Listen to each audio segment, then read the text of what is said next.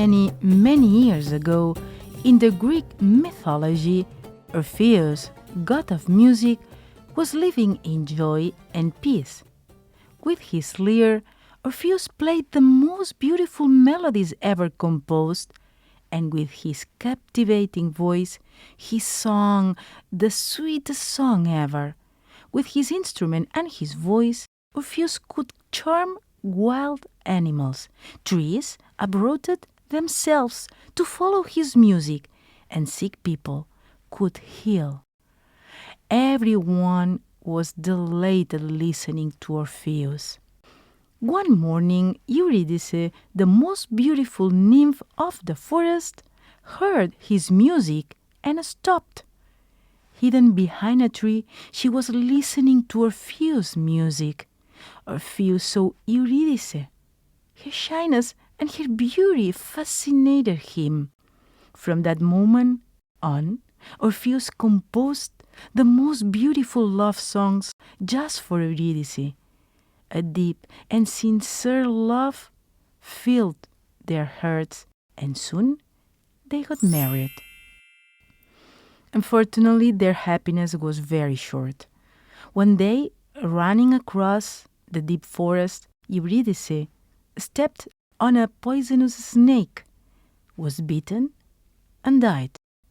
When Orpheus heard the sad news, got deeply depressed, and he decided to go to the underworld to look for her. Going to the kingdom of the dead from the kingdom of the living was really a difficult and dangerous path. 3 difficult obstacles prevented him from going through. The first obstacle was crossing a foggy river on a small boat driven by a ferryman of the king of the underworld. The river divided the world of the living from the world of the dead, and Orpheus crossed over. His charming melodies moved the boatman who carried him to the other side. Once there, he went across the kingdom of the darkness.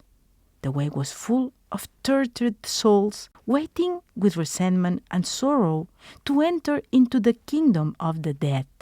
And dangerous demons were pushing them in. And Orpheus crossed the kingdom of the darkness. He calmed these tortured souls and stopped the dangerous demons with his music and sweet ballads. Finally, the gate of the kingdom of the dead was blocked by the terrible monster, a monstrous multi-headed dog. This monster prevented the dead from living.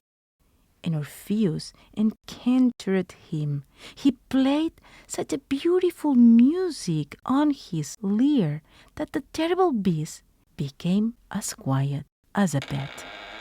Orpheus could finally get into the kingdom of the dead and face the king of the underworld. Once more, Orpheus' music was so persuasive that the king of the dead permitted Eurydice to return to the kingdom of the living. But on one condition, the king of the darkness said. "I'll do whatever you require me," replied Orpheus. "The way back to the kingdom of the living is going to be long, dark, and full of difficulties. You and Eurydice will go together.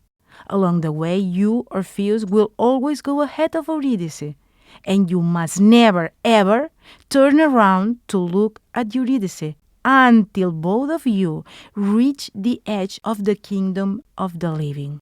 If you turn your eyes back any time during your journey, you will lose your wife forever."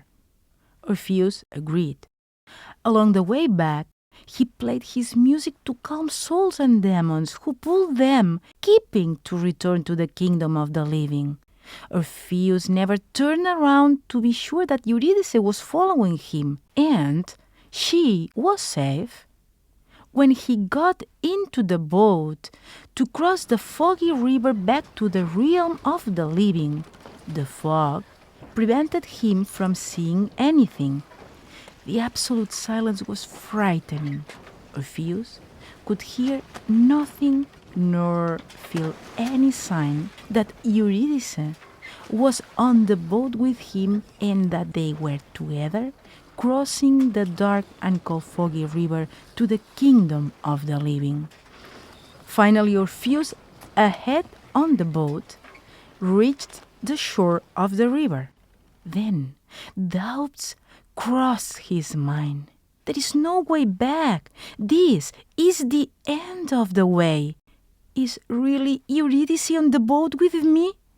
His anxiety was greater than his desire to have his beloved with him.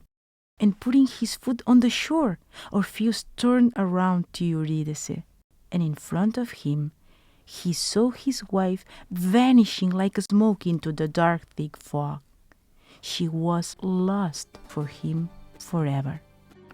Orpheus begged the king of the underworld to forgive him for his lack of trust, but the gods did not listen to him anymore. Eurydice and Orpheus were together on the same boat, as the gods told him they could be. But because of his lack of trust in the gods, his own wife, and himself, Orpheus lived alone ever after.